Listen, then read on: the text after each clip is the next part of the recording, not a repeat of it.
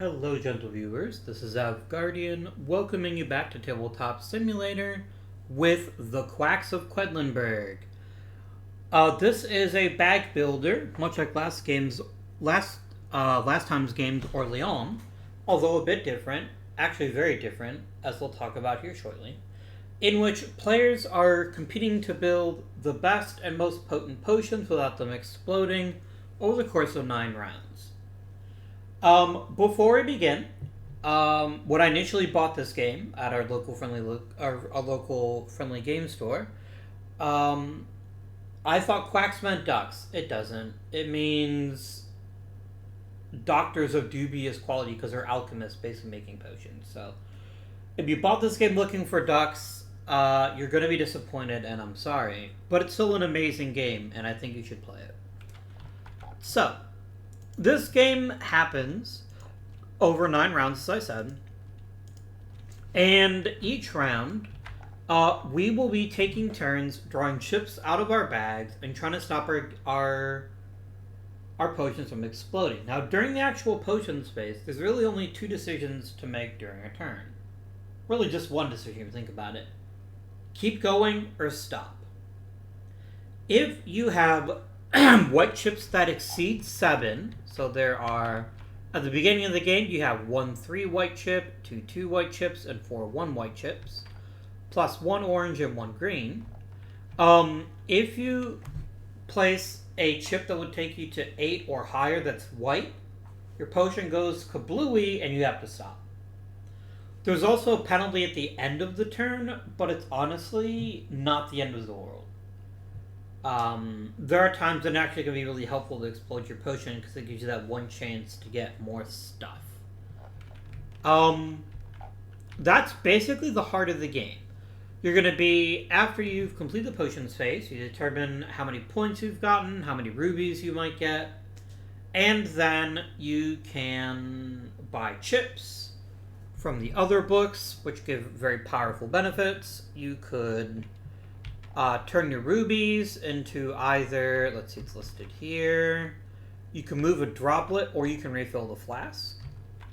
And we're playing with the advanced version of the game today, which means there's also this lovely thing down here.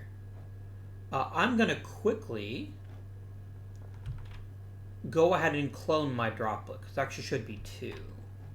Where'd the other droplet go, I wonder? Oh, it's stuck under the board. That's awkward. Okay. These offer bonuses. So anytime you would normally move your regular droplet, you can move this droplet instead. So, now, because I'm playing the solo with 2 people, I have to make one slight change to the way the game is played. Normally, everyone does their chips simultaneously when they're doing their potion phase. I can't do that. Because, well, I can only do one thing at once. I am limited in that way, as we all are. So instead, we shall simply persevere and hope for the best. What I'm going to do is I'm going to do chip, chip, chip, chip, chip, chip, chip, chip, between green and blue back and forth. Basically, you don't want the other player to get an unfair advantage.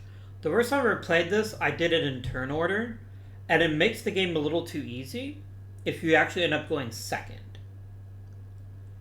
Because you will know how far your opponent got, and then you'll therefore be able to plan a little bit better. So,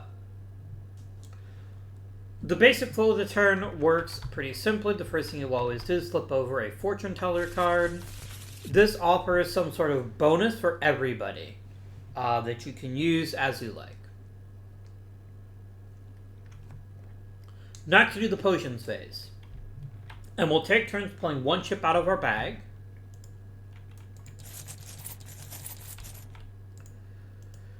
Until we both either choose to stop, we both go kablooey, or whatever. Then we go into the turn end phase, which involves, as printed up here on the top, you get a chance of the bonus die. You would get any black, green, or purple chips, which only trigger at the end of the turn. If you end on a ruby, you get a ruby. If the pot exploded, you can either get points or you can get chips. You cannot do both. With one exception I'll talk about here in a moment. Then you can spend rubies. And finally, we move ahead one turn and resolve any events. And then we flip over a new card.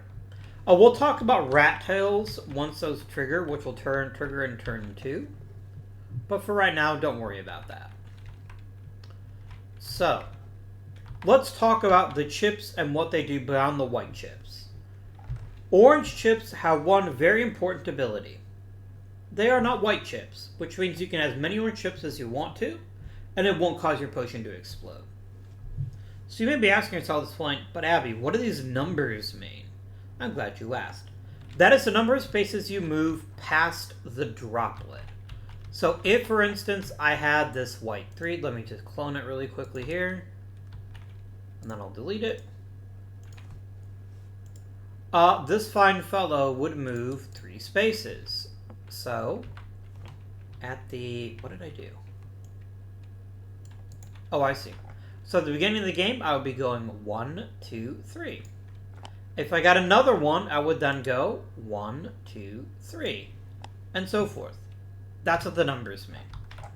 So orange chips don't do anything special, other than the fact they're really, really cheap. And they get you the advantage of not having a white chip, because you don't draw a white chip. Then we have green, red, blue, and then as the game progresses, we'll add in yellow and purple. Actually, this is meant to be, yeah, it's yellow and purple. So, our garden spider for this round, I'm choosing set 2, by the way. There's 4 sets. The only ones that never change are the orange book, the pumpkin book, and then the African Death's Head Hawkmouth. So, green spider. For every green chip that's either the last or next to last, that means both, you get a free chip. That's pretty cool, right? I think it's pretty cool. Free chips are always a great way to build up the game to make it better. It's a bag builder, so you want the very best bag you can put together. This is the toadstool. Whenever you draw a red chip, you actually set it aside, and then you decide whether or not you want to keep it, or whether you'd rather keep it for a later round. And you would pick it for the later round, then you would be able to basically, like, trigger it whenever you want to, essentially.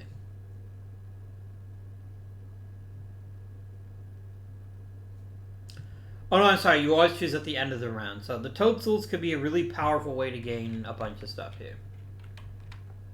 So this is a typo, it should be if, but as long as you have one of these crow skulls, even if it explodes within the next 1, 2, or 4 chips, you still basically, it's kind of like it didn't explode. The only thing you wouldn't get is you wouldn't get a chance at the bonus die. That's the only downside from it exploding. But this is a really powerful ability, such that I think both players are going to probably try to grab a crow skull as soon as they can. And then lastly, we have this folk, the Death's Head Hawkmouth. If you have as many black chips as the other player, you get to move your droplet for free. Otherwise, you get a ruby, and you get to move your droplet for free. What does moving the droplet do? Well, this is where the advanced game differs from the base game. You can always advance the droplets already in the pot. This basically means you start with a higher number in later rounds, which is pretty good, right? Like, if you have a droplet that's, say, here, you're guaranteed at least $9 basically, or 1 point, or 1 ruby. However, you can also move up this track instead. And this track offers an immediate bonus. So while it doesn't make you more powerful later on, it makes you better right now. This includes a ruby, a point, a free crow skull for 2 points, etc., etc., etc. So it's free stuff, basically. Which is really quite nice, actually. It's a very good thing. Oh, I see how they're doing it. Yeah. So it's like... here. Now it's on 1. That means it is... That makes sense. So, anything else you need to know about the game in order to understand it? I don't think so. We'll talk about the rat tails when turn 2 begins. Because it will change the game a little bit. But it'll make it better. I think. Okay. I'm just really quickly checking to see if you get like a bonus ruby if you start second.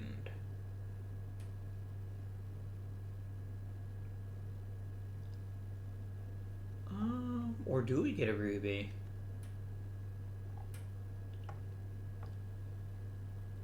Let me see here.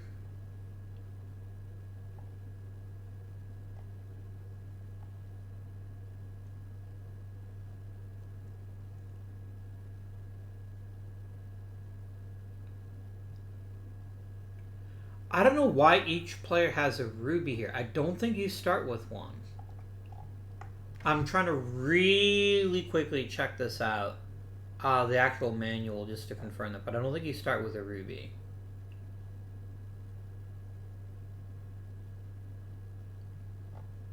Okay.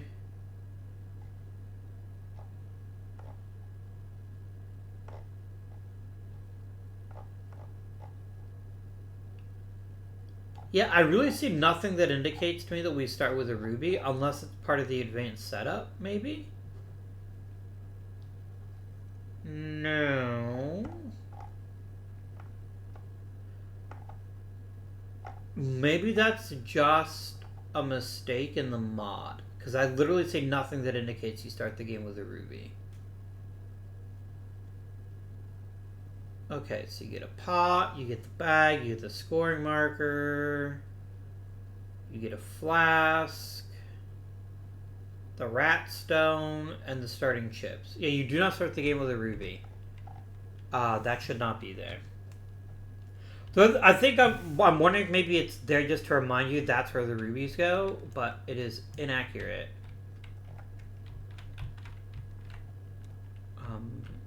Oh, I see, okay. Alright, let's go ahead and start the game. So the first thing we do is we always draw the fortune teller. So this one says...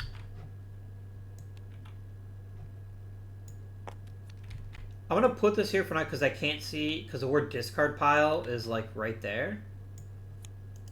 I'm actually just going to delete this because otherwise I can't read the card. And then give me text, please. Here we go. That's better. Now I can read it. Okay. And purple ones happen at the end of the turn, right? No, it starts at the beginning. I'm going to make an executive decision here. This can't affect the first round, and I'd like you to see what it looks like. So we're actually going to put this card back in the deck and shuffle. Because we don't have any rat tails. We don't start with any rat tails, so that card basically doesn't do anything. Here we go. So, we get a choice. We can either take 1 4 chip of our choice, or we can take 1 victory point for every rat tail we'll receive. We're both going to take a 4 chip. Green is definitely going to take the crow's skull. That's just objectively a great choice. And I'm going to shuffle that up now. So the real question is, what does blue want to do? Now the crow's skull is legitimately the most valuable chip.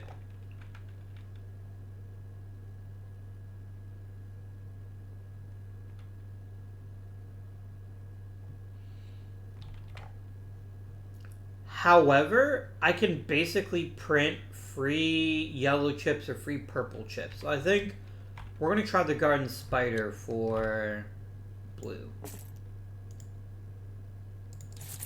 And we're going to shuffle up theirs. Okay. My friends, now we actually go ahead and begin the game. Now, this particular game features a little bit of light scripting, especially these, which let you figure out if you have exploded or if you have finished drawing. I'm not going to bother with these for this game. I'm actually just going to go ahead and delete them. but I wanted you to see that they were there because it really helps with multiplayer games. You can just hit reset ready tokens, you're ready for the next round, which is really cool. Alright, so we have both thoroughly shuffled our bags.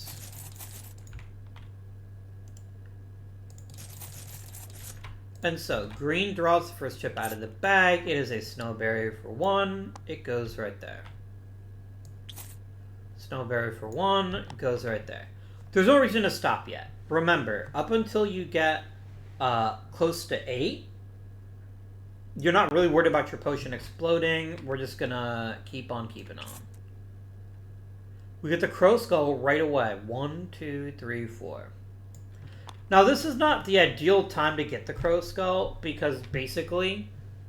Oh, it's the next 1, 2, or 4 chips. So as long as... Yeah, I basically can... I'm guaranteed to get to go 4 chips for sure. But they get their green 4. 1, 2, 3, 4. Now, this is kind of an awkward time to get that for blue, but I'll talk about it here in just a moment. Another white. So... in order for green to get the free chip, but here's the thing, we don't actually have access to the yellow or the purple yet. So then there's really no point in trying to trigger the ability. Blue grabs 1, 2, 3. So this is a game about math, right? Like I know I've got 4 white 1s, 2 white 2s, and 1 white 3. You have to keep that in the back of your mind the entire game, because you need to have some sense of when you might explode to know when you might want to stop. 1, 2, total of 4 for green, and a total of 4 for white, for blue. Moving on. 1, 2.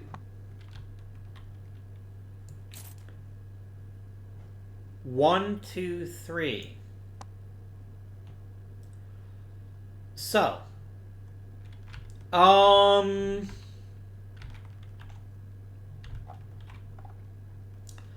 green will make that decision at the beginning of their next turn. Blue's definitely going to keep drawing. And they get a 1. Okay. So now we pause for green. And green's got a decision to make. Green is currently at 7 for their white thing. They have their flask. Now the flask always lets you put a snowberry back into the bag as long as it doesn't trigger an explosion. But I've also got my crow skull. And if it explodes on the next chip, I still get both benefits. And I know there is 1 green and 1 orange there. The downside is I'm handing my opponent the bonus die. So there's definitely some weighing to be made here. And the fact is, I've only got 1s left in the bag, other than that white 2. I don't see any point in risking... Like, here's the thing. He's going to get to draw another chip anyway. And unless it's a 2, and there's only 1 of those in his bag, right, probability, unless he draws a 2, he's going to pass me if I stop now. But I think I'm okay with that. Or am I? No, I'm going to keep going, because I'm going to take advantage of my crow skull, hoping I get a green chip so that I can unlock this thing's full potential. I didn't. Womp womp. That's 1, 2, 3, 4, 5, 6, 7, 8. Kablamo! The green potion has exploded, and they have to stop. So, there is a tiny element of risk with blue here. If blue draws the white 2, then... I mean, it basically, he's the only one... Is there actually any reason to keep going? He's at 2 points and $11, or 2 points and $12. I don't really feel like...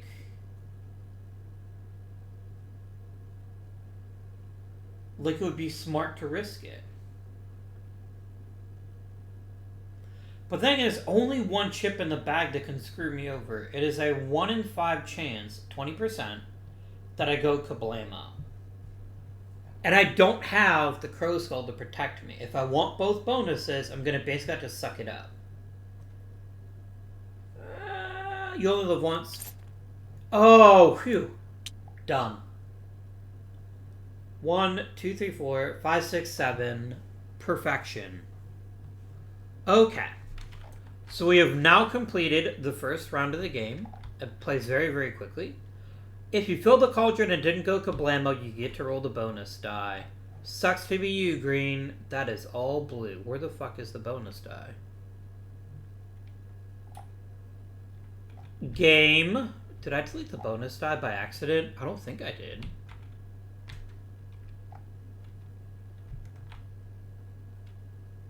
I think I did, actually.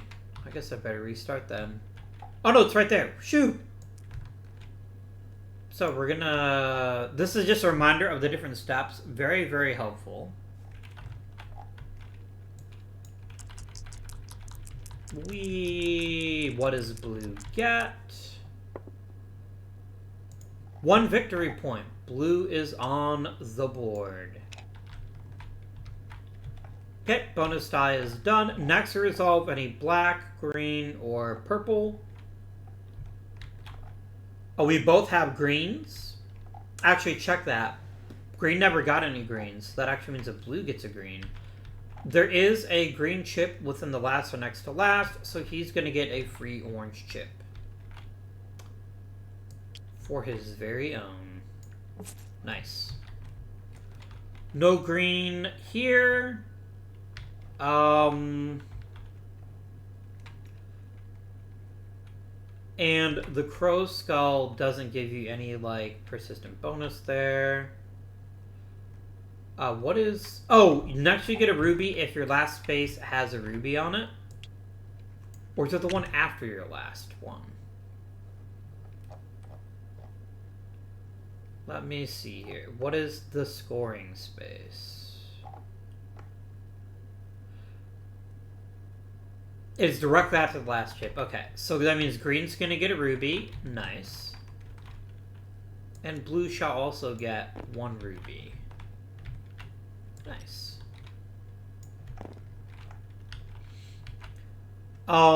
Next, we determine if we're gonna take victory points or buy or both.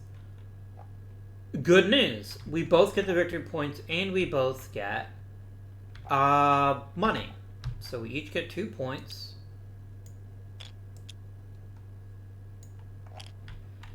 And now I decide which chips we're going to buy. So, the price of the chips is in the book. You can only buy 2 chips, and they must be of different colors if you buy more than one. A free droplet move is pretty baller. So I think green is going to buy an orange and a black.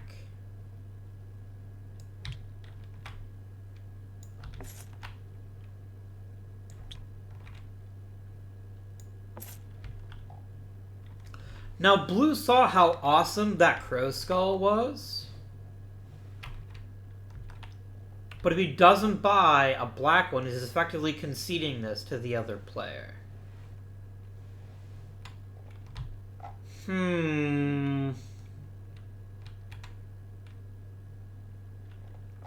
He's got $13. By the way, it's use it or lose it.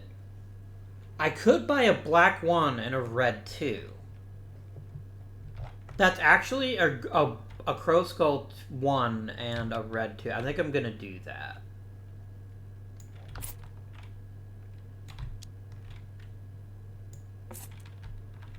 There you go. Chip buying is complete. Neither one of us has 2 rubies.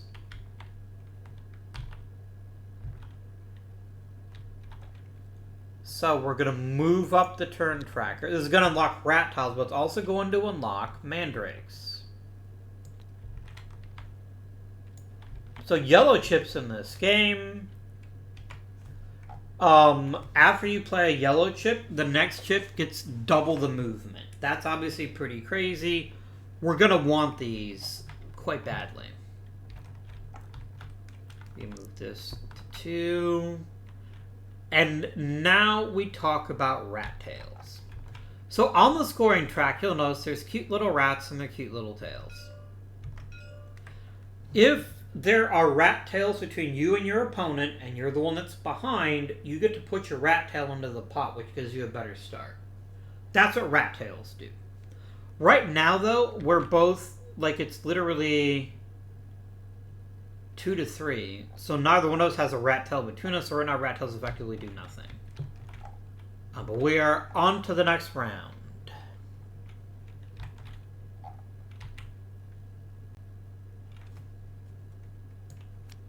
We have... So, if the white chips total exactly 7 at the end of the round, you get to move your droplet. That's pretty good. That's pretty good. Alright, chips go back into the bag.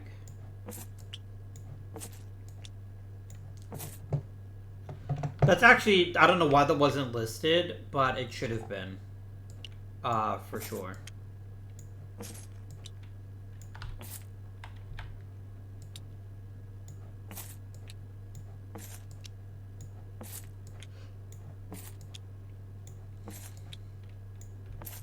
And there we go.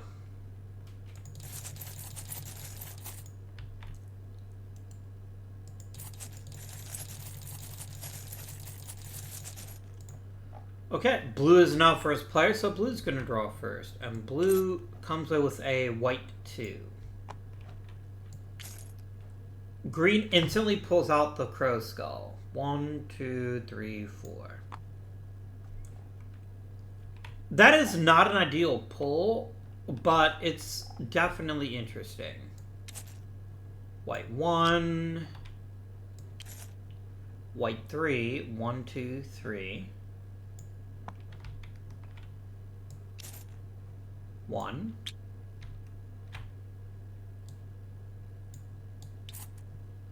One, 2. 4. 1, 2, 3, 4. And this will only trigger at the end here.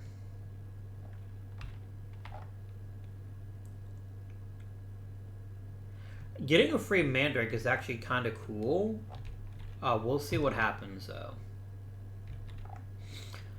So, now, green has to make... Actually, there's nothing to think about for green yet. Basically, even if he gets a white 2, it doesn't matter. It's a white 1. I'm going to go ahead and use my flask.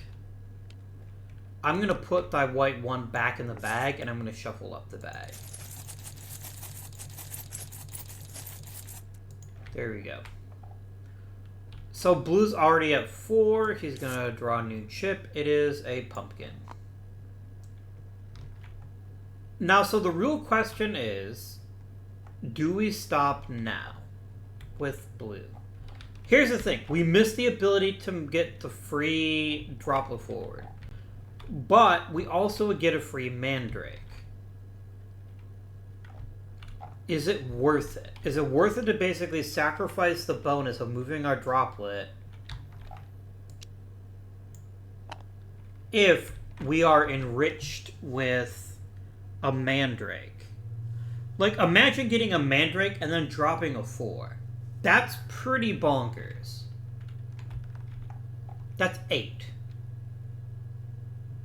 I'll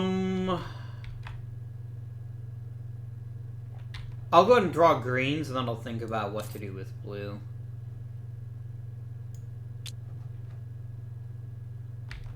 Okay. This is very good. Oh, he's pretty happy with that as green. So blue. Is it worth getting less now in order to get a Mandrake for free? I think yes. Blue is dumb. Controversial, perhaps, but I think the value of a free Mandrake cannot be ignored. So that is it for blue. Green's going to keep going. He's got that crow skull protecting him. A lovely pumpkin. A green.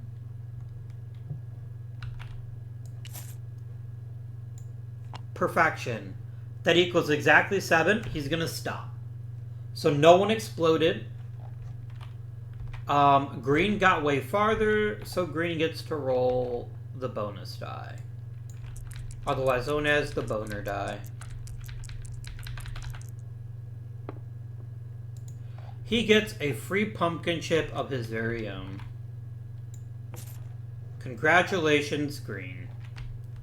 Okay. Next, we advance the droplet. And we unlock...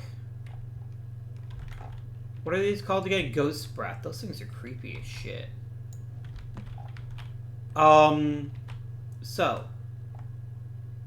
If you give away the purple chips in the pot, you get the indicated bonuses. Oh shit. So basically that means if you cough up a purple chip, you get a bonus. That is pretty crazy. Wow. Also, technically this hasn't happened yet. I forgot. It means look at your black, green, and purple chips. That's what that means. But we just did it early. Who cares? So... Green chip here. It is in the last or second to last space. He is going to get himself a free orange chip.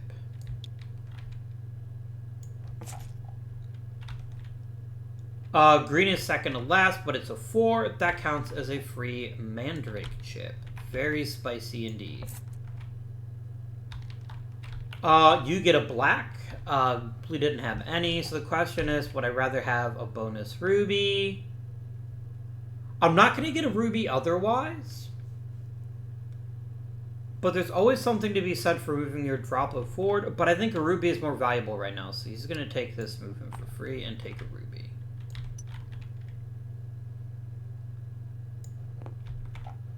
Okay.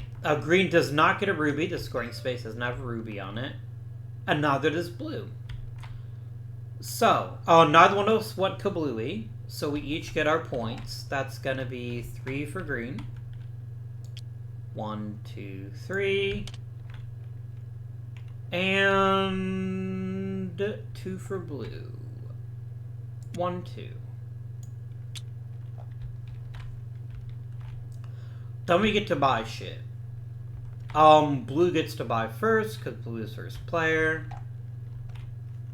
Because there are finite numbers of chips, that's intentional. If all the chips are bought, you can't buy anymore.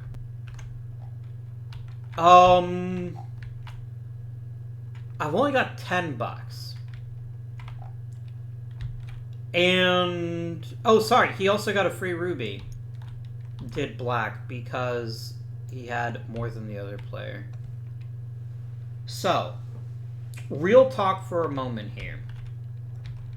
I could double down with the Mandrake strategy. I cannot afford a Ghost Breath, otherwise I would definitely think about it.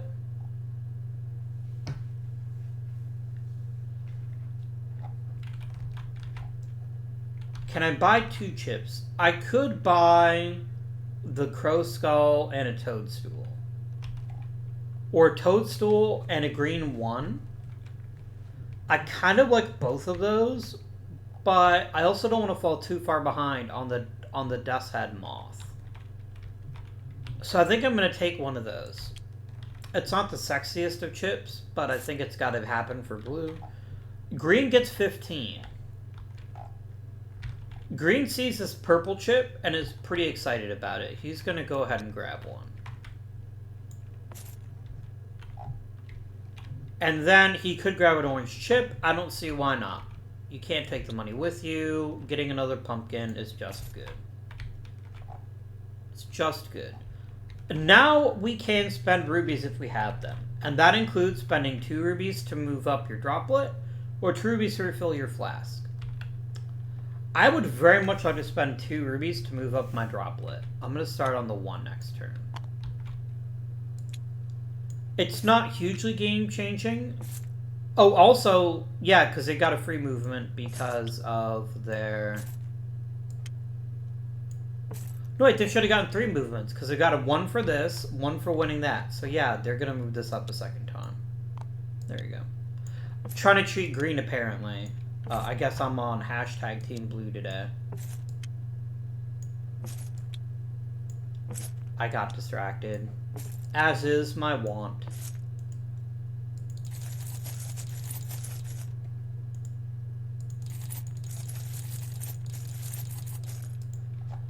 Okay, it is now turn the third. Let's flip it over. Not the whole deck, just one card. At the end of this round, all the flasks refill for free. That's pretty cool. I've got to say that's a good card. It is now green is first player, so green is going to begin the process of drawing chips out of their bag. A nice pumpkin to start off our potion. And a nice snowberry. Another pumpkin. Another snowberry. A green chip. So notice that even though green has this nice droplet advantage, he's actually not moving that quickly because he's got a lot of pumpkins in that bag. One there. One there. One there. That 3 chip is still living in there. I'm going to go ahead and use my flask now.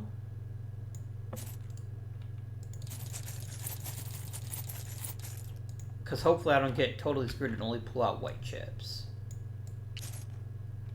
Green does 1.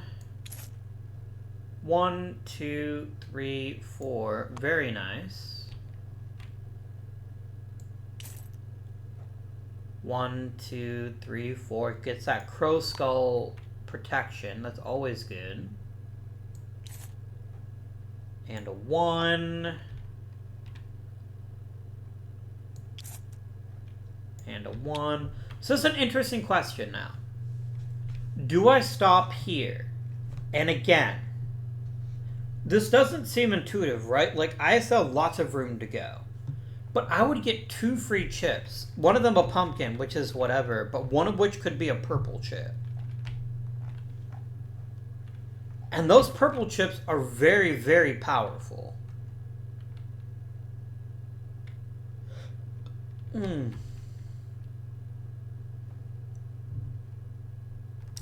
effectively conceding a lot to green, but maybe this is where the rat tail kicks in and helps us out down the line. I think blue's going to stop. Blue's going to stop right there.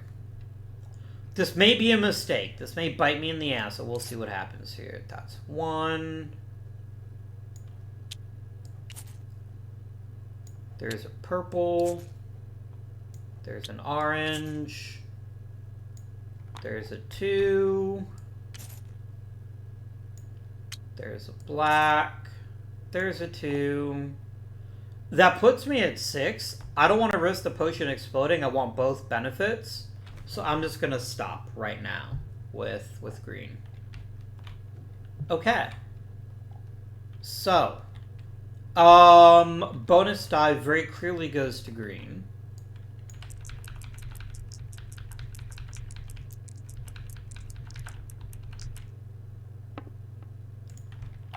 And green gets to move their droplet.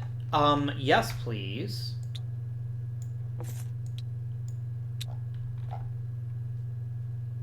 I love it. Next, we trigger the black one. That's 1 to 0. 1 is more than 0. That's going to get green a ruby. Ein ruby. And he's going to get to move his droplet. We're going to move this droplet again.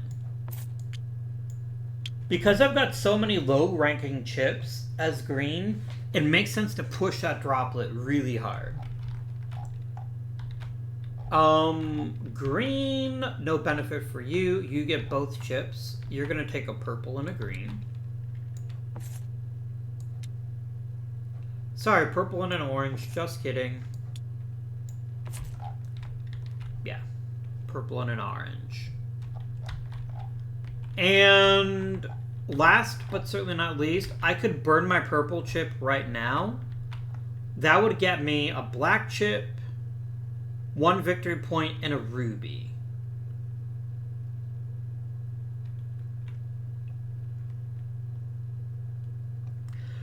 But it's just so much better if I had 2 purple chips. So I think I'm going to go ahead and keep it. I'm going to keep the purple chip. And let's go ahead so I don't forget and put everything back into the bag. No, not yet.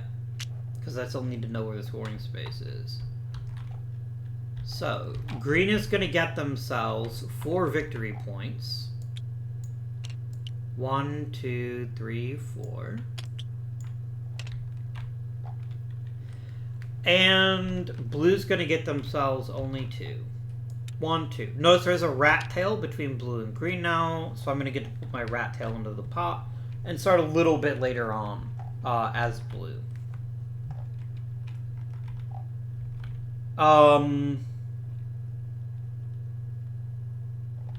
Do either one of us get a ruby? Nope. I should have done that first, sorry. Then we do chip buying. 18 is enough for a level 4 skull. I can't really... A level 4 garden spider. But I definitely want another purple chip. So I think I'm going to take a purple and a green.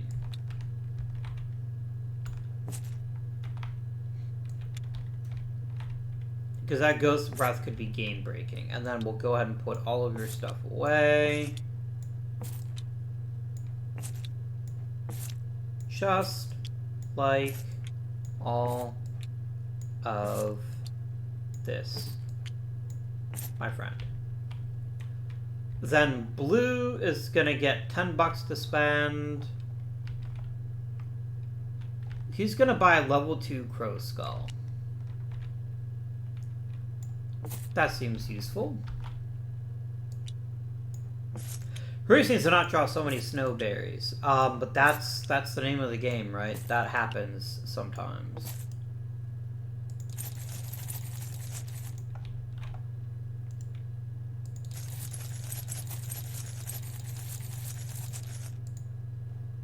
Okay, next, blue doesn't have enough rubies to spend. Green does. Green is going to spend 2 rubies. And he's going to go in advance here again.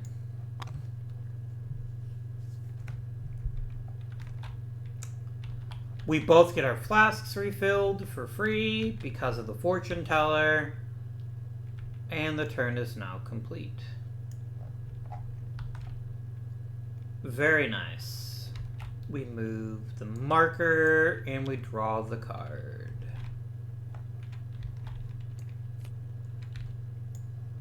Ooh. So, we each get to pick, move 2 droplets, or take 1 purple chip. Blue wants those 2 droplets pretty badly. 1, 2. A point and a 2 crow skull is pretty tempting, but a purple chip? Yes. 1,000 times yes for green. There's a chance that I could get all 3 purple chips, and that's where you really get to see the magic.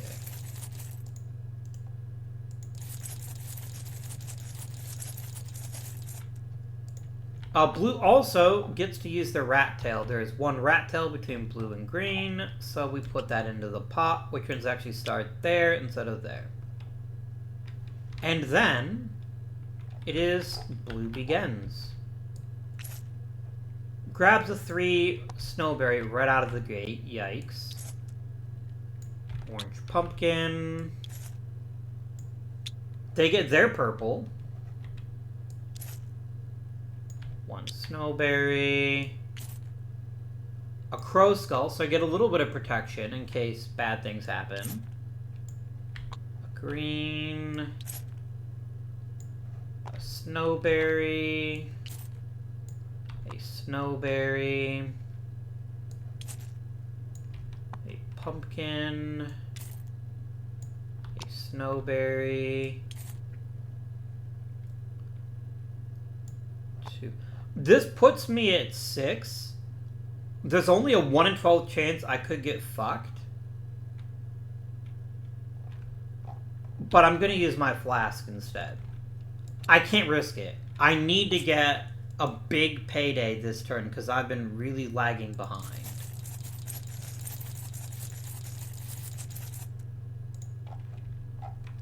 Green gets that. A crow skull for 2. Excellent. Pumpkin.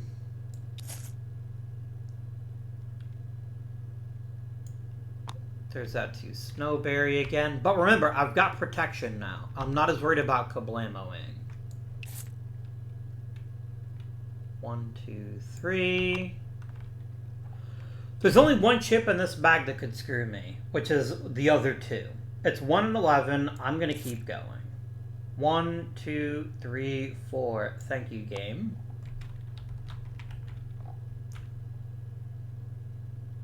There is a 2 and 11 chance I could get screwed here. If I draw either of my 2 whites, I go kablamo. But I know there's a lot of good stuff still in this bag. I'm gonna keep going. And I get a purple. Alright. 1 in 10 chance I'm screwed. I like those odds. 1, 2, 3, 4, 5, 6, 7. Okay.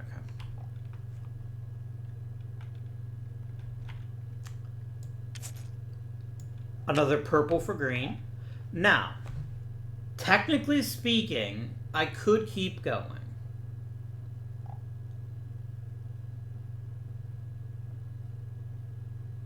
However, there are now 3 chips that could screw me. There's now a 1/3 time.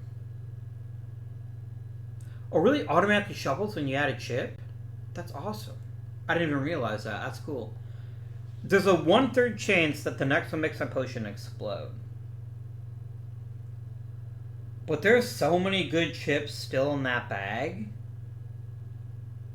And I am behind. And I don't have as many good chips as green does. However I stop, I get to use my green. My garden spider. I stop. Blue's done. Now, green is playing with fire right now. If green draws one of the 2 chips, that's a 2 in 9 chance, he goes kablamo. But if he can draw that 3rd purple, this is going to be like the most amazing turn in history. I think it's worth the risk. Let's do it. Oh no! Kablamo! Green's potion has exploded. Womp womp. And blue is like, yes, I made the right choice. Okay. So blue gets to roll the bonus die. This is fantabulous, crabulous news. And he gets 2 victory points. Nice. Next we trigger any black abilities. No one drew a black this time, so nothing happens there. Then we trigger green abilities. Their green was neither last or second last, but mine was. Let's get another purple.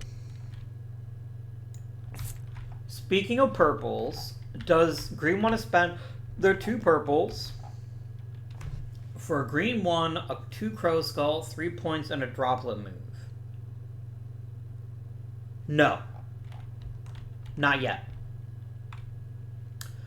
Nor will blue. We're both going to try to hold out and hope that we can get all 3 of them out.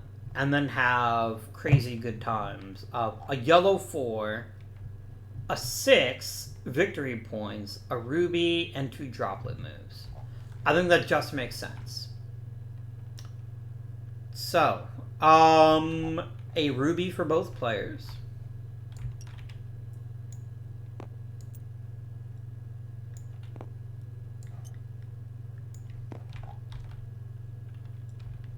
And then, blue gets both the points. So we're going to give blue as points, which is 4 victory points. 1, 2, 3, 4. But then green's got a choice to make. They can only buy chips or get points. And here's the thing. If he doesn't get points, he's going to get a double rat tail.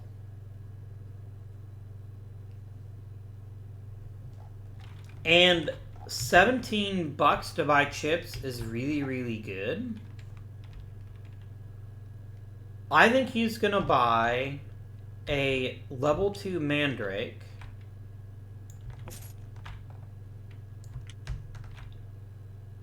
Let me just see something here. It truly does shuffle, so watch. The first one was, so let's just test it right. It's Pumpkin Skull, Snowberry, Mandrake.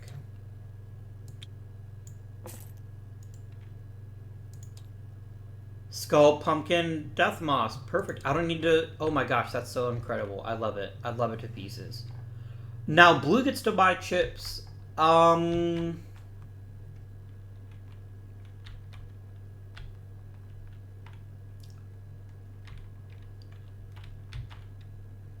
mean, a yellow Mandrake and a red 4 is a pretty good combo.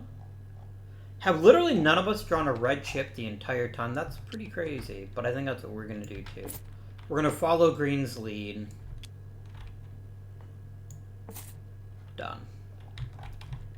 Okay, let's load up all them chips.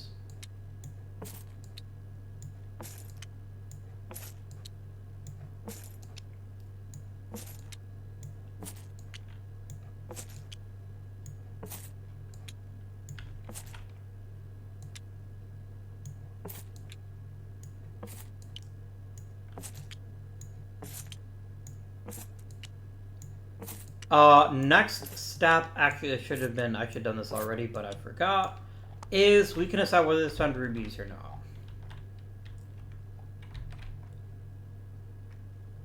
Spending 2 rubies to get 1 ruby seems kind of silly, if you ask me. But 2 rubies to move up here is pretty good. I think we're gonna do that. 1, 2, move-a-roo. Done. Okay. Next turn. We're over halfway through the game now. So now we flip over the card. Oh! It now takes 10 to explode. This is going to be a big round for both of us, potentially. I love how every card is good for both players. It might be better for one than the other, but there's always a nice bonus here. Speaking of bonuses, green is 2 rat tails behind. So he gets to go right there. First player is now green, so green is going to draw their chip first. A good old-fashioned green 1. Time to stop. Just kidding. That would be very stupid. And hey, our first red chip.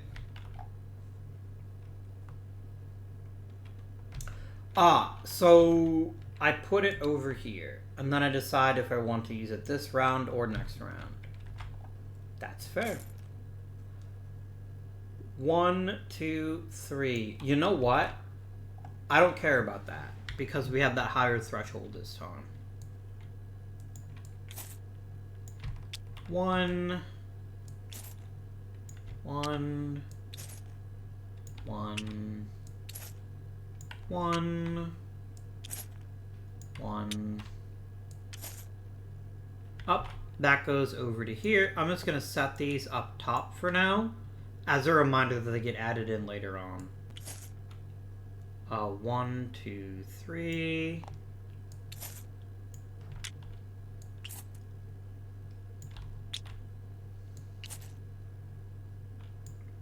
Only when you remove a chip, it shuffles it too. That's really cool.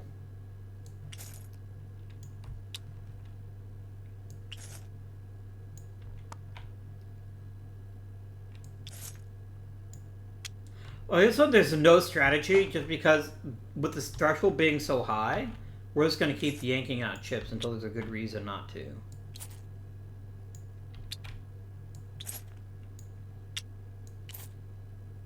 One, 2, 3, 4. 2. I am at 6. That doesn't stop me for a moment. You go right there. Oh, you are now also at 6. Again, the threshold is 9. Who cares?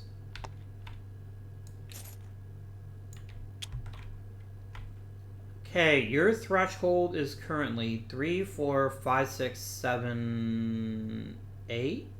Yeah. So, again, no reason to stop pulling yet, but we're getting to the point where I might need to think about it. And that might be the point. 1, 2, 3, 4, 5, 6, 7. Okay. So right now... actually, no, we'll just put this white away. I'll just I did at the end of last turn, and then I'll draw a new chip. Yeah, that was just a better decision. 2... Okay. So, 1, 2, 3, 4, 5, 6, 7, 8, 9. If I draw the other 2, I go kabloom. That's only 1 of 7. I'm going to keep going. Perfect. Oh, I've been waiting for a Mandrake. 1, 2, 3, 4, 5, 6, 7, 8, 9. You're in worse shape because there's actually 2 chips that can make you explode.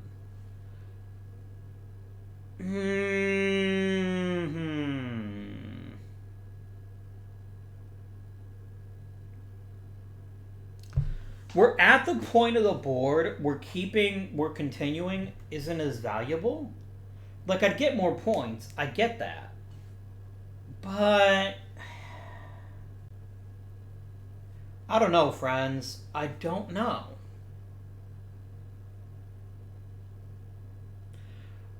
Like, the thing that keeps me going is the fact I know there's at least 1 more purple in that bag.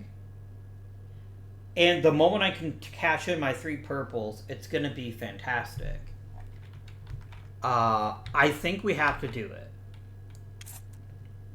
Look at that. Look at that. Alright. Even if I explode, I'm okay with that. Because this Mandrake is going to be bonkers.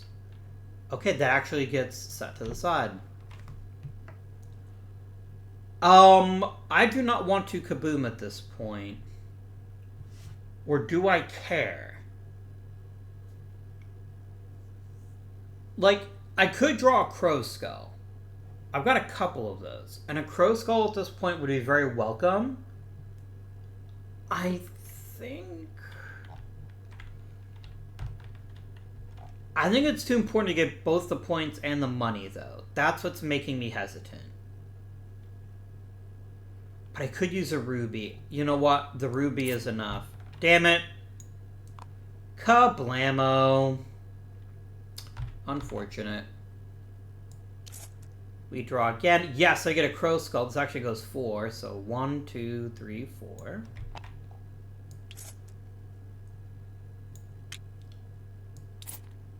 Another crow skull extends my protection. So even if this chip comes out as a 1, the only thing I lose is the bonus die.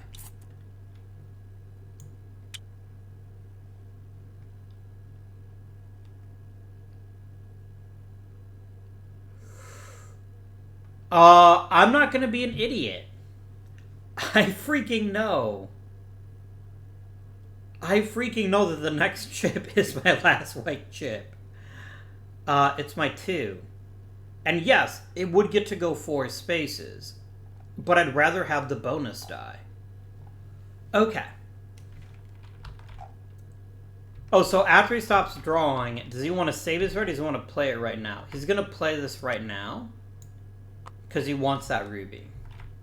I definitely want to play this because it would count as moving at 4. Because remember, it just says laid down, right? So this would go 1, 2, 3, 4.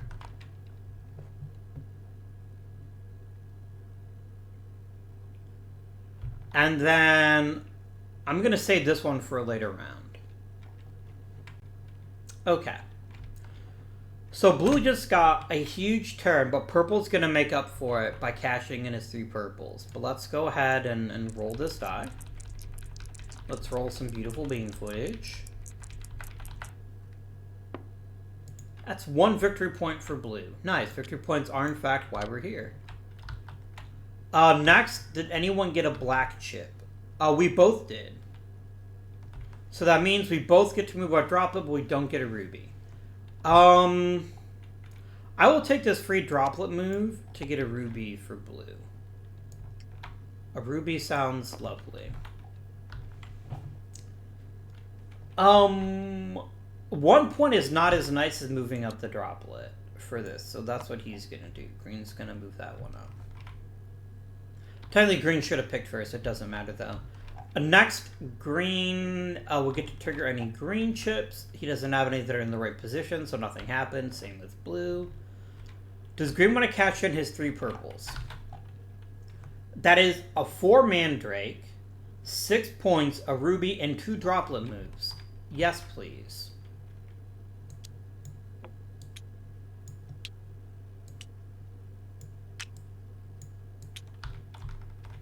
I'm going to stick you bad boys in here. So, first things first, a free Mandrake 4 chip. 6 points. 1, 2, 3, 4, 5, 6. It is 1 ruby, and then 2 droplet moves.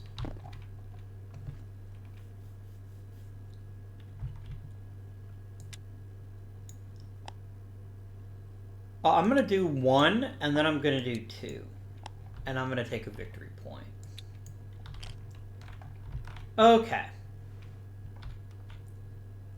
So, green exploded. Would they rather have... So they get the ruby for sure. We both definitely get a ruby. Actually, he gets a ruby. No, we both get a ruby. Yeah, we both get rubies. Nice.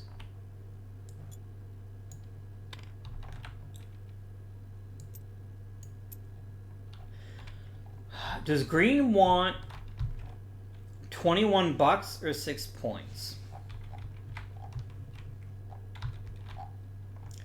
Well, I know blue's going to get 9 points. So, I take the 6 points, he's going to jump ahead of me. Whereas, if I let him go ahead of me, there's some crazy rat tail action happening here. So I think I'm going to take the money instead. That is 21 buckaroos.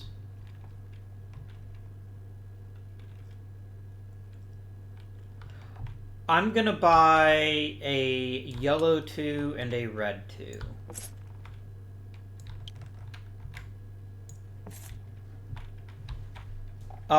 Blue gets 9 points, going from 14 to 23. Look at all that rat tail action green's going to get, though. And certainly, last but not least, he has 25 points to spend. He's going to buy a purple. He wants to get the same advantage that green did, because that's a pretty cool ability. And then is anything exactly 13? No. Yes, it is a yellow mandrake. That's ranked 2. Okay. All the chips go back in the Baggerino. You know what? Let's do a pro game. No, I don't want to do that. I'm going to forget where that is. Or I could just lock it. Yeah, and then I can just do...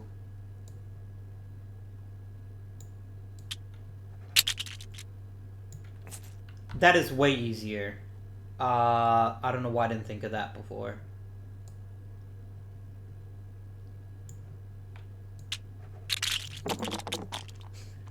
Or I could just throw them all. That works too, I guess.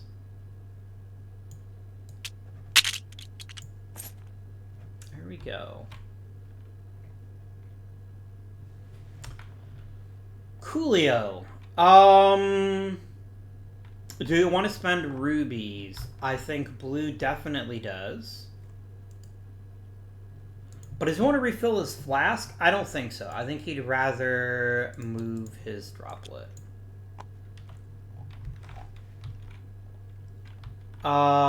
Green.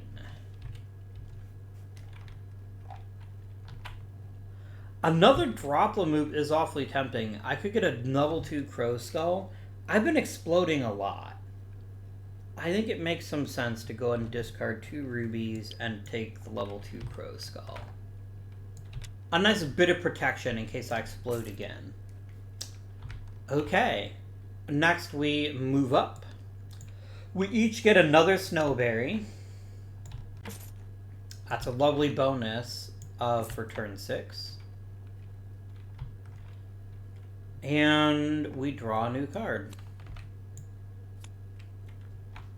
In this round, every orange chip is moved 1 extra space forward. It is a pumpkin patch party. Nice. Objectively the best kind of party, I think. Like a guinea pig party would be the best kind of party, but that's pretty good too. So I say that we continue. Oh, green gets their rat tail. There are 1, 2, 3, 4 rat tails between green and blue, so this bad boy is going to start 1, 2, 3, 4. Okay, blue is first player. Blue is going to draw first. Gets himself a nice early mandrake. You'd love to see it. And that's a 1. That moves 2 because of the mandrake. 1, 2, 3, 4. Very nice. A nice protecting crow skull. 1, 2. 1, 2, 3, 4. 1, 2.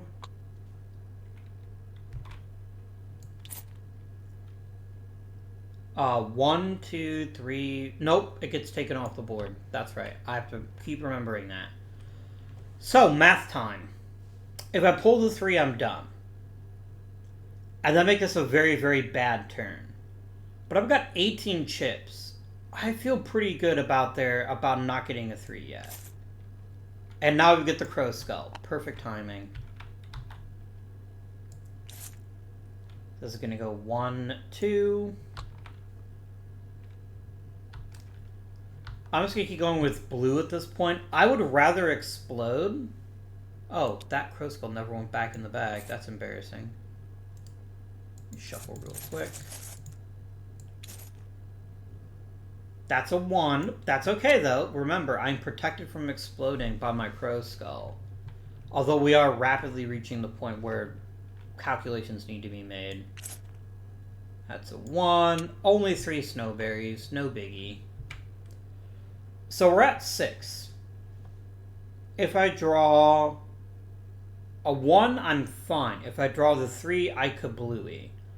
I think it's worth the risk. This moves twice, remember, because of my pumpkin patch party. That's a Death's Head Moth. A double there. Very nice. A double there. Holy free holies. 1, 2, 3, 4, 5, 6, 7, 8. That is pretty good. That's only 2. I'm told only a 3 can explode me. Only the white 3 can explode me. So I still feel like continuing on is the right call. I got greedy. Mistakes are made. Mistakes are made.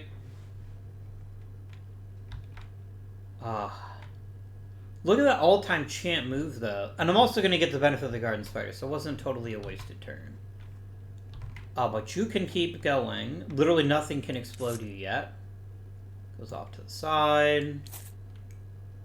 Moves for 2. Moves for 2. Crow Skull. 1. Mandrake. That goes 2. That goes 2. Holy shit. Green is doing really good this turn. That's a 2. So 1, 2, 3, 4, 5, 6. Unless I draw the 3, I don't explode.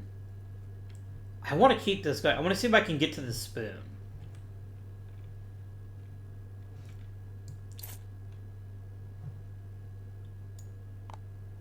1, 2, 3, 4, 5, 6, 7, 8. I got greedy, friends.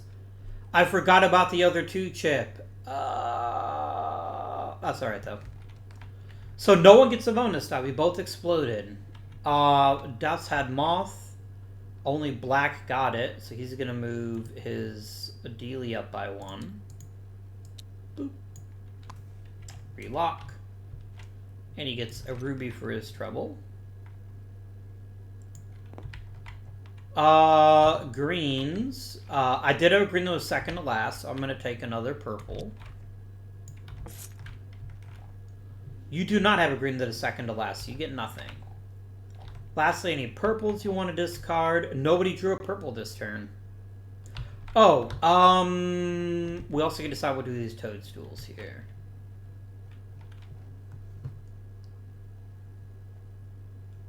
I'm going to keep them.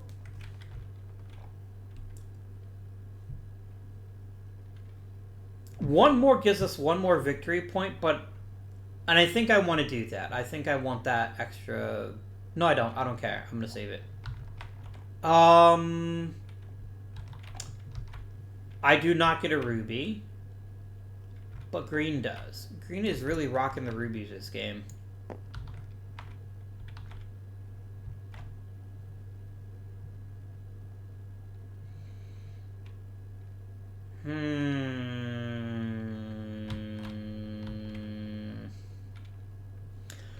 So we both kablooied.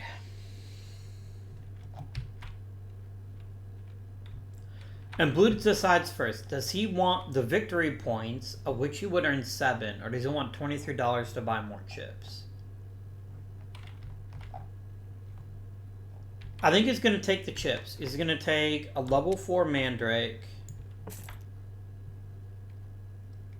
And he is going to also take a level 1 Toadstool.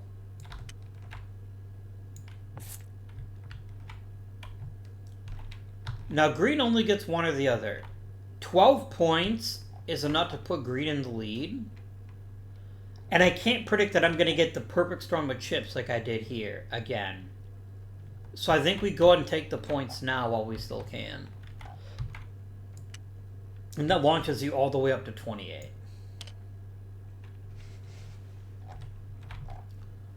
Okay, rat tails go away. Chips go into the bag.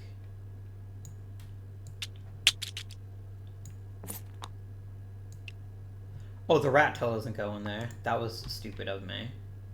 How did I end up grabbing the rat tail? I must have just drawn my box too big.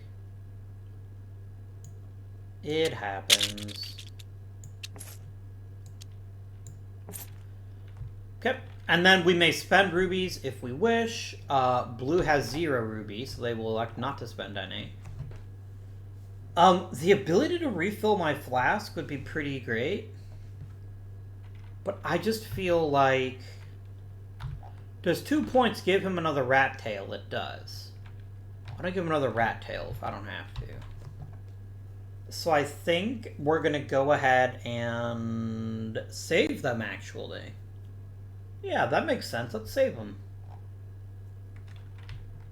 I don't have to spend rubies. Move up the turn marker. Draw a 7th card. It is. In this round, you can put the first white chip you draw back into the bag. Very nice.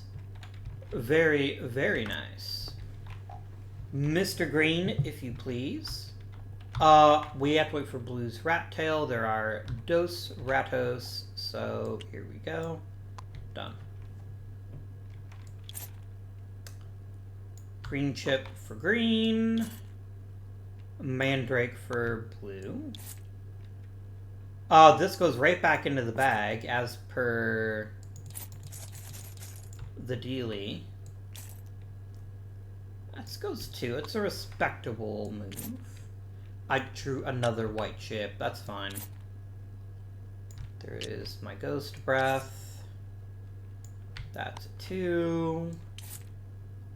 That goes right back into the bag. That's a 1. That's a purple. That's a 2, and we get some nice crow skull protection. That's only 1.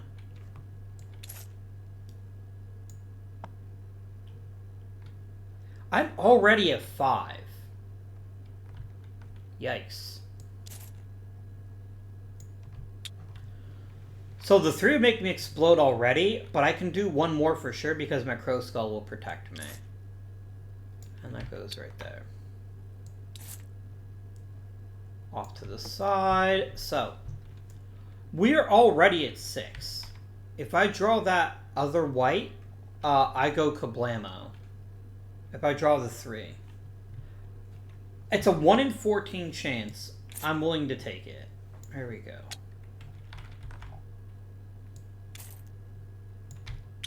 Go. It's not 1 in 13 chance. I'm fine with continuing. Okay. That's going to be a very interesting question for the next pull. Go ahead, blue. Blue gets a mandrake. So, is stomping on the brakes now more worthwhile? Because I get I think I don't get the bonus die anyway. Like, it would be highly unlikely that blue is not going to finish ahead of green this turn. Just because of where the chips have come out. So there's really no downside to exploding unless I desperately want more chips.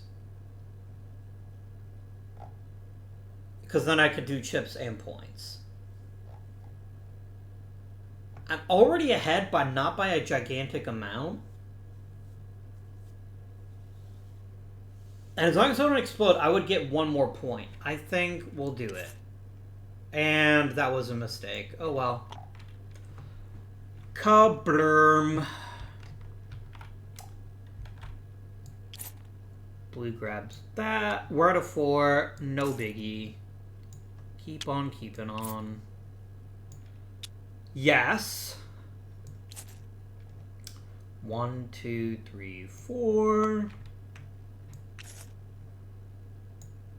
Pumpkin. Black. Another purple. Oh my stars. Pumpkin.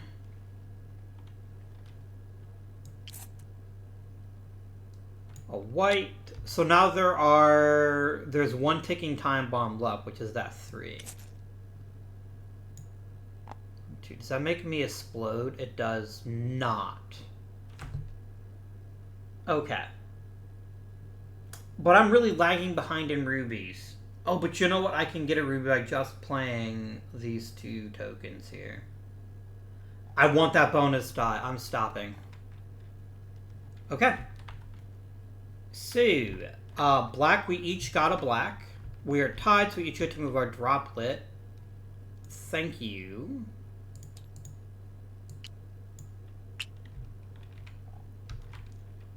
He's going to move his droplet for 2 points instead of moving the other one.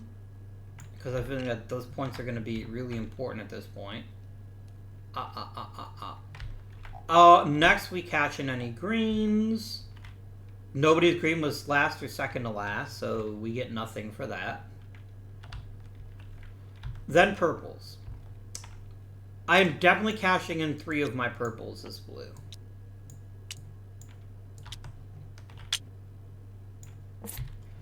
That's going to get blue a level 4 Mandrake, which is honestly worth the price of admission by itself. Then 6 Pointerinos for a total of 28. I can math. No, I can't. A ruby and 2 bumps of the droplets. I'm just going to move this guy up to boop. Put the rat tail back. I then get to roll. I never rolled the bonus die. I shall do so anon. Another droplet move. Perfect. Let's move it up again. Why not?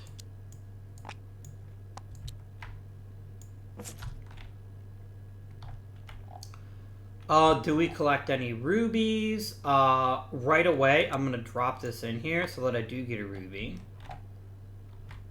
And then you probably also want a ruby. So rubies for all.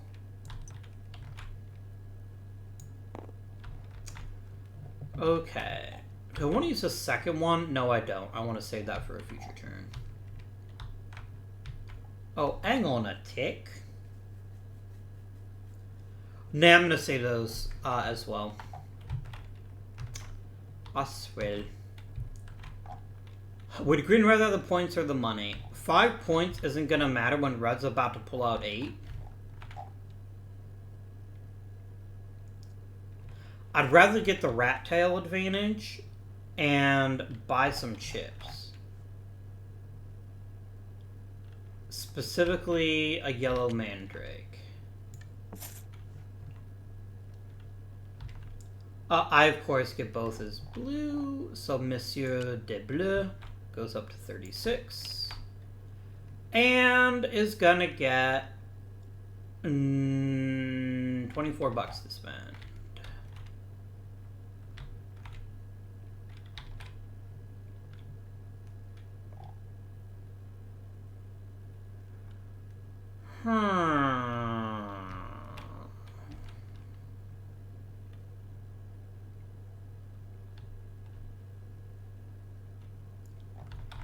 I mean, a yellow mandrake is never a bad choice. That gives me 5 left. Let's get another crow skull.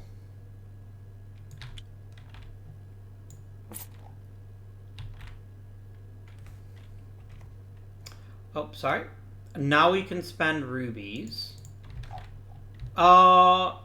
Green's gonna spend all 4 of their rubies, and they're gonna flip the flask, and they're gonna move up this droplet to get another moth for free.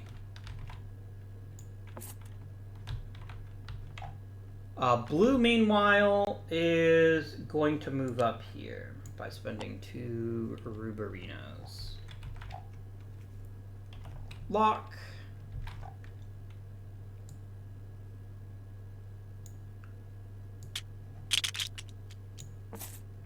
Shoot them all in the bag.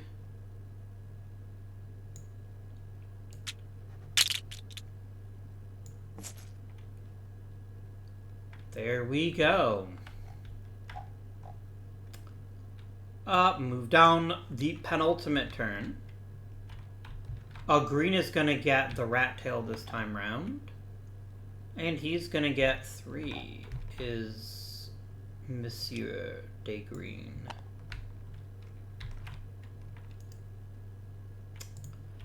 Flip over the new card, and we get...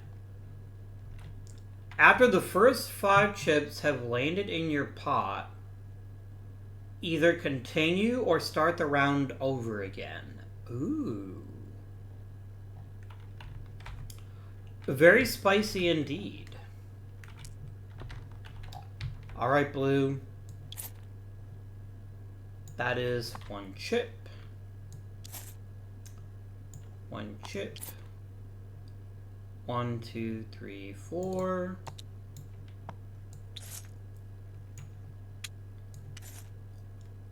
Oh, this is gonna go 6 spaces. 1, 2, 3, 4, 5, 6. 1. 1, 2, 3, 4. 1. 1, 2. Okay. Oh, well, we'll make that decision next. 1, 2. Okay. So, Blue has drawn 5 chips. Does he want to start all over again, or does he want to continue? He's just going to continue. This is a pretty great initial draw. He's way ahead of Green, so he's going to keep going. He's going to pull a chip, and it's going to go 2 spaces. No, it's not. It's going to go there because I'm getting confused. Oh, dang, son. 1, 2, 3, 4, 5, 6, 7, 8. Yikes. That's going to go 1. And 1. And 2. And 1. And 2. No, it doesn't. You go there. And 1. And 2. And 2. Okay, let's pause for math. White is fine to go as long as that. Blue's fine to go as long as it wants. I only got 4 snowberries right now. And it's 8 to go kablamo. That goes there. This goes here. We are now at 5, so we're still fine. And now we're at 7, and it'll be decision time next turn.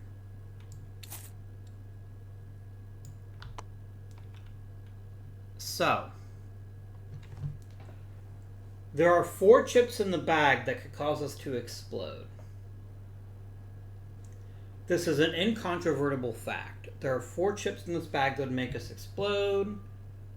That's better than a 25% chance. I don't think I like those odds very much.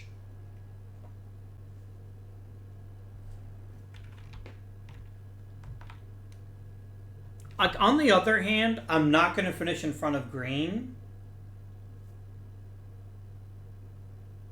Unless green pulls the white 3 right now and explodes, he's going to get the bonus die, is the green player.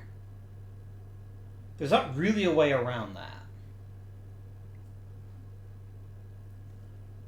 And it's only 1 chip out of 11.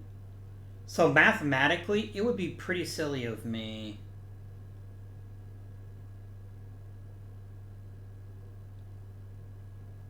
to pull the chip.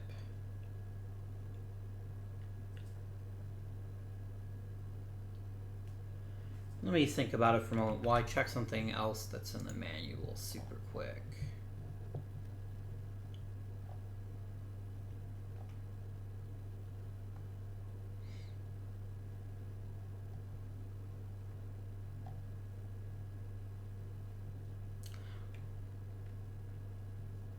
I guess it's not technically cheating the way the mod works, because you could always just like write down how many chips you have, but technically you don't know how many chips you have left in the bag, which is what's messing with my brain a little bit. So back to blue. Does blue pull the plug? Does blue decide, do you know what? I'm pretty happy getting 9 points and $26 for chips.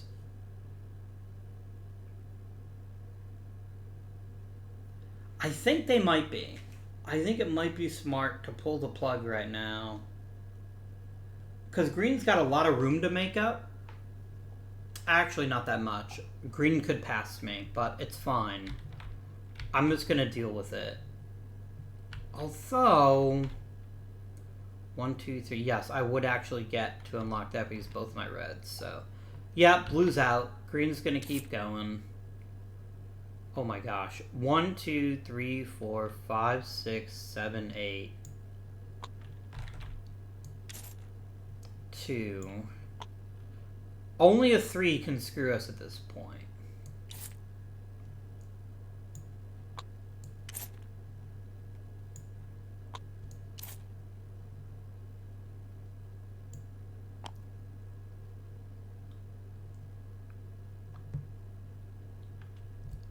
So the downside of relying on the crow skull to save me here is that I wouldn't get the bonus die. I think I'm okay with that.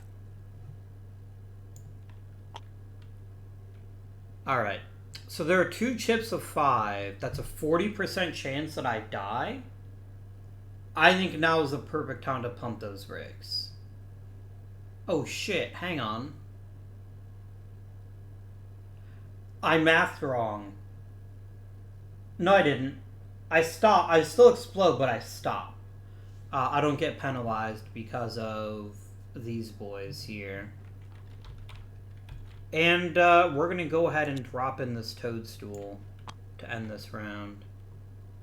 I mean, 14 points and a ruby is a pretty good deal. And then I'm going to put in my 2 and my 1. So, blue gets the bonus die. That's the benefit blue gets this turn, because they did not explode and red did, or green did. So what you got, blue? 2 victory points. Nice. Points are how you win the game. Always appreciated.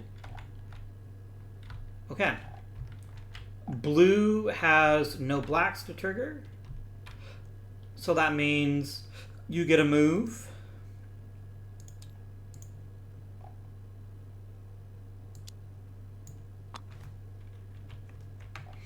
And un rubé.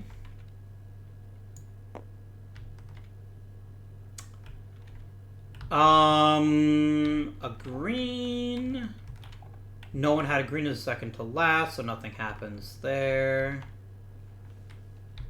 Purple. No one drew a purple. Collect rubies. That is a ruby for each player.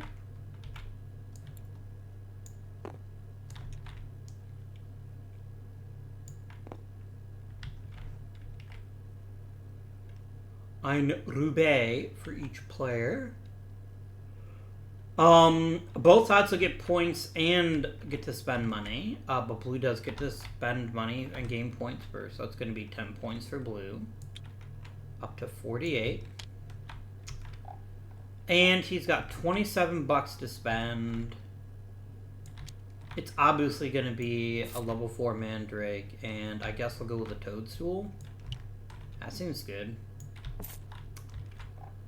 Green is going to get 14 points, so 30 to plus 14 is 44. And they get 33 bucks to spend. Did I hear you say Mandrake and level 4 Toadstool? I think you did. You certainly meant to say that, even if you didn't say it. I want to spend rubies. Blue cannot. Green could. And green shall maybe.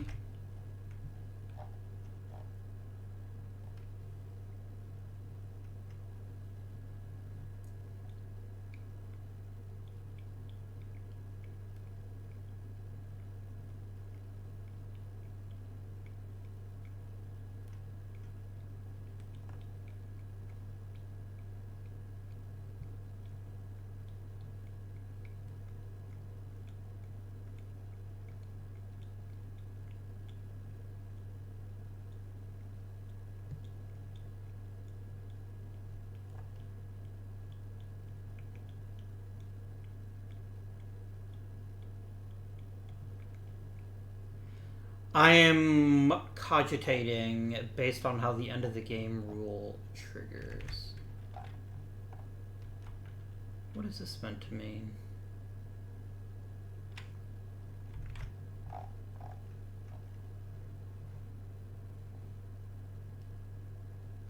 Oh, that's the reminder.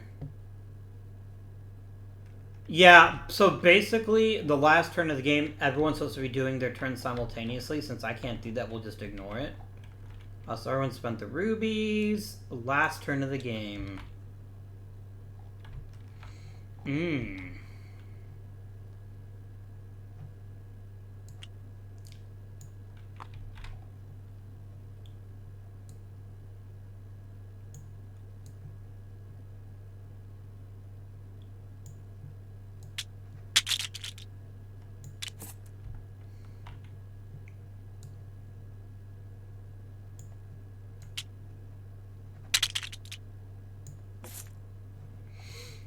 Okay, final turn of the game. Yes, I did. I did get my bonus. And green is now first player. If your pot explodes in this round, the player you left gets any 1/2 chip. This is like pointless this turn because chips don't matter at the end of the game. They just don't. So whatever. It's effectively a non-starter. That's kind of a shame. I want to pull out one more card that's really cool, but alas, it didn't work that way. That's fine. So technically we should be doing this simultaneously. We cannot, because I can only do one at a time. So here we go. 1, 2, 3, 4. Leave that out here. Like, there's no chance we don't use it, right? Because there's no let your turn to leave it for. So I don't really care about that. That's gonna be 2. Nope, same deal for you. It gets left off the board. A very well-timed Mandrake. That's a green. That's a purple. It's green. We're getting the big boy out of the way early there.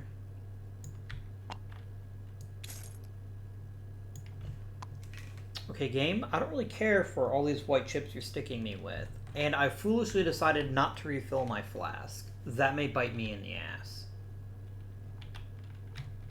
We'll see what happens, but that may be something I regret. Goes there. Goes off to the side here. 1. Off the board. There's your first white, and it's a biggin. Crow Skull protects me, at least a little bit. So I'm not too worried because there's only one more 2.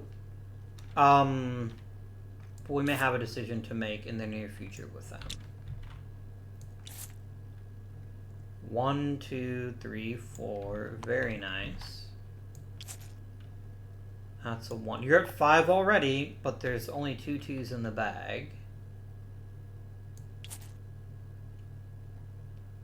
2. 1. 1.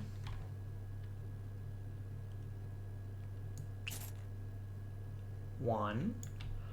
So we're both in the same boat now. We each have a 6, which means if we pull the other 2, we are exploded.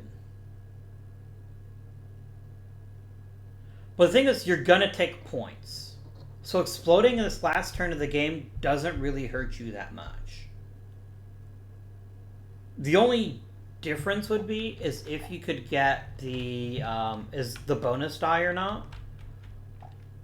But exploding at the end of the game isn't that big a deal because you're always just going to take points anyway. Like, so at the end of the game, what are coins worth? Coins are worth 5 coins to 1 point. That's not nothing. But if by pushing it a little bit harder, I can get more of either, I think I kind of have to take that risk.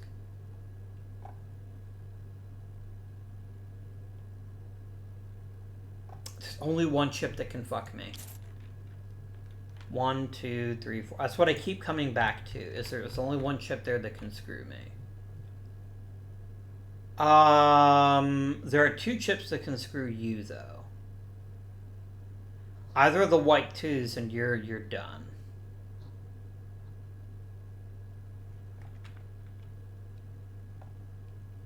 Oh shoot, you didn't rat tail. Okay, that changes things quite a lot. Hang on. Alright, so I'm just going to move these off to the end here, and then I'm going to recalculate, because this is definitely going to affect my decisions as the green player here. I forgot about the rat tail. Because there's 2 rat tails between 45 and 48. Okay, so the first chip that came out would go 1, 2, 3, 4, 5. That one, that goes 2. This also goes 2. 1, 1, 2, 3, 1, 1, 1, and 1. Okay. So, what am I concerned about again here? Exploding costs you the bonus die. And the bonus die is definitely not bad. It is definitely not a bad thing to have. Because it actually could be worth points. This is really challenging, actually. So there are 2 chips in this bag that could explode and wreck our stuff. So you have a 1 in 7 chance of failing by drawing a chip.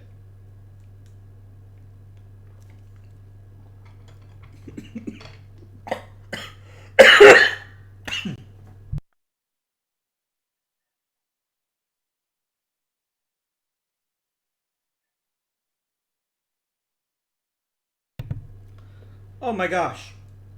Oh, sorry about that. I choked on my drink.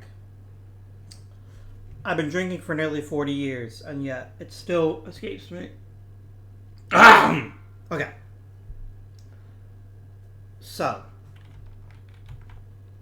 blue is ahead of me by 4 points.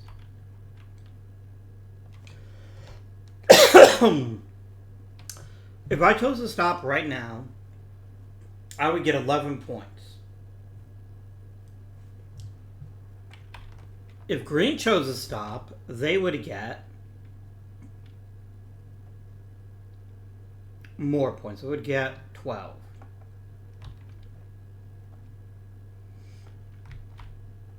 I've been sandbagging a little bit too much as green. I recognize it now and I regret it.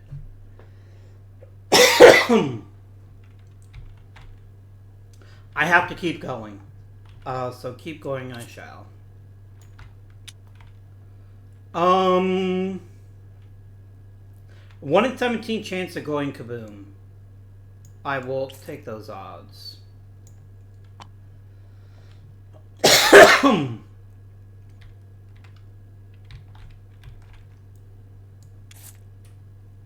1, 2, 3, 4. Okay. My calculus and I changed significantly. A 2 or a 1 causes an explosion at this point. And the thing is that green has to go for broke, right? Because green is 4 points behind me. Green has to basically push as hard as they possibly can.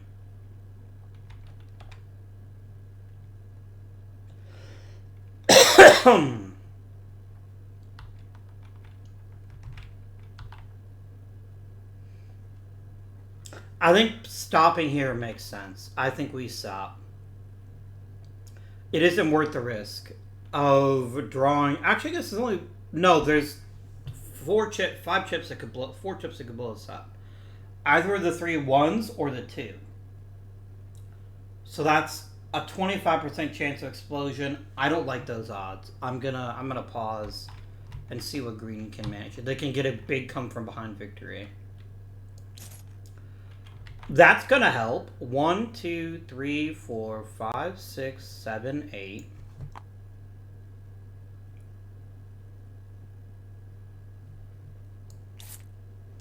Two. And 1. Is that kablooey? It is not kablooey yet. But there's still 2 chips that could make kablooey. Again, I have no reason to stop. I'm too far behind blue to not keep pushing. Oh, that might have won me the game, that crow skull right there. 1, 2. And I make it to the handle, but I do also go kablooey. So, blue gets the bonus die. But I don't think it's going to matter. I think green just kick their asses.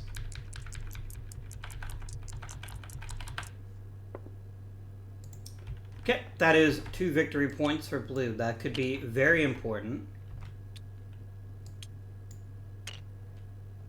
We're going to lock that down as a symbol that I have 50 points, or that I will shortly here. Next up, we resolve black. That's 2 black to 1. The only reason that matters is the point. Like, moving up the droplet doesn't matter unless moving the droplet would get us victory points, which it would. That's going to be 2 points for green. Okay. Do we each get a ruby? Oh, we didn't put out our last... It doesn't matter for green, but it does for blue. 2.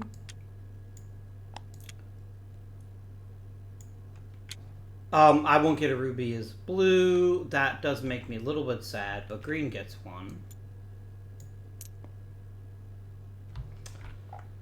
So, we both get both. So that's going to be 10 points for blue. Plus, he got 27 coins at the end of the game. That's another 5 points. 1, 2, 3, 4, 5. What about green? Well, green's going to get 15 points. Which would be right there.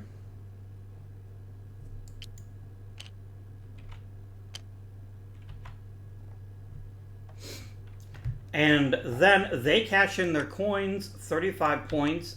35 coins is 7 points. That brings up to 18. And then just to rub it in, every pair of rubies is worth a point. That's 2 more points for green. So at the end of the game, we have green 70 and blue 65. And that, my dear friends, is the Quacks of Quedlinburg.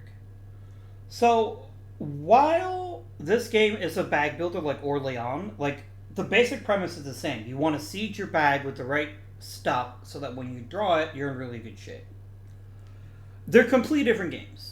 Quacks of Quedlinburg would be a really good game for someone new to gaming. I would not recommend Orleans for someone who never played a modern board game before. I just wouldn't. There's too many paths to victory in Orleans to make it a good gateway game. It's a wonderful medium weight game. It's not a light game. Quacks is light. It's very, very light. Because ultimately, you're only making one decision every turn during the subsequent part of the game, the potion phase. Do I pull a chip, or do I pull the plug, or do I stop? If I explode, how much does it hurt me? If I stop early, can I use the rat tails to kind of springboard me back ahead? And that's what makes this game so good. It's so good. I still like Orleans better because I like a somewhat heavier game. But I would happily pull this game out with pretty much any audience, even kids. I think that's what makes this game really fun, is it's really good for kids, too. The artwork is tremendous. I like the cute little rats. Squeak, squeak. I have 2 guinea pigs, but rats are... I don't like rats as much as guinea pigs. I have to admit, these are pretty great rats. The artwork is really expressive. There is a lot of interesting combos based on which books you pick. So there are 4 different books for green, red, blue, yellow, and purple. So that is 20 possible combinations. You can even mix up books if you want to, but I think it's more fun if you use the same set. Like, I actually tried in my test game, I tried doing it randomly. I didn't like it as much. Because you don't get that synergy. Like, there's meant to be synergy here, right? Holy shit, we're Mandrake's MVP, though. Wait a minute. Would that have made a difference? You know what? The blue got 2 more points. They would have cashed in their purple chip. And that would have gotten me 1 point and a ruby, which would then have become a 2nd point. So, even closer, final score. Even closer, which makes it even better. But yeah, I really love this game a lot. There's the right mixture of skill and randomness. That makes it enjoyable. The fortune teller deck, so brilliant. it completely changes your strategy just off of one card. And unlike other games where drawing a card always makes you scared, here it's really good.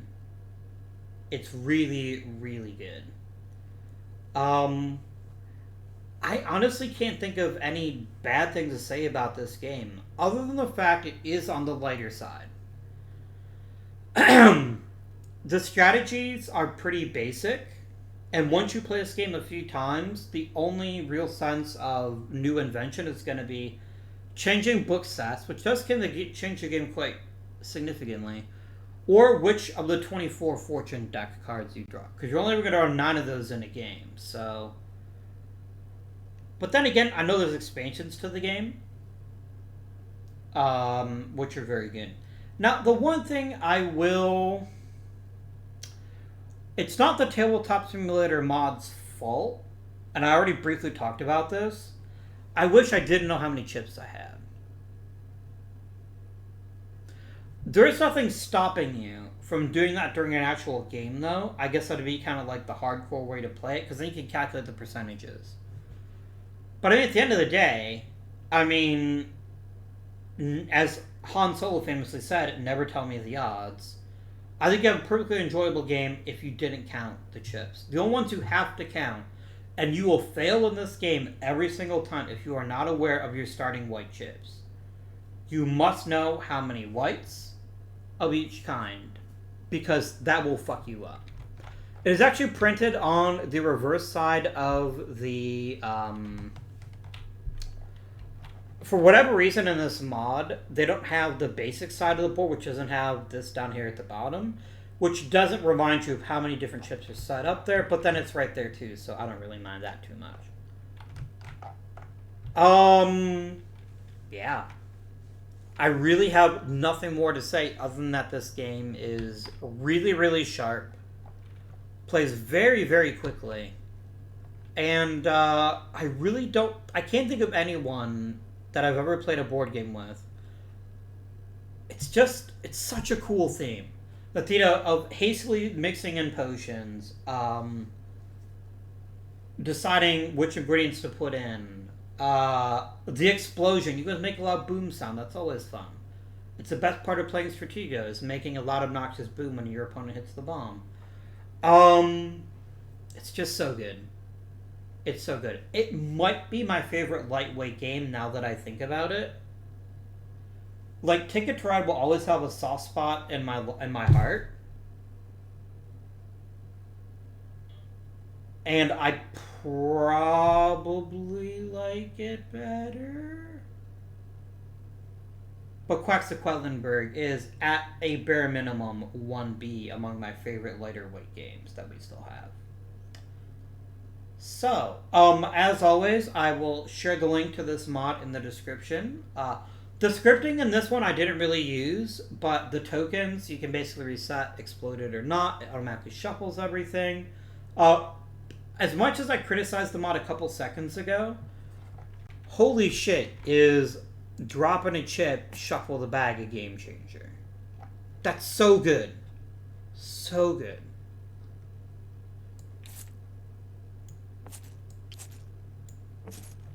It just never gets old. It never gets old. So, what do we got for you in 2 weeks? I have, I almost said Quacks of Quedlinburg. No, we're not playing it again next week. We are, in fact, playing Connecting Flights, which should be a really good one. That's a game that I backed on Kickstarter. This is one I just bought from the local game store. Connecting Flights I backed on Kickstarter. And it is a very sharp little engine builder. But we'll talk about that in 2 weeks. So, for now, this has been Guardian. Thank you very much for watching. Please don't forget to like and subscribe to the channel if you want to see more Tabletop Simulator content. I enjoy making these videos, and I'm hoping that people will find them looking for rules on how to play a game in the future. Until next time, however, this has been Guardian. Thank you for watching, and I bid you good day.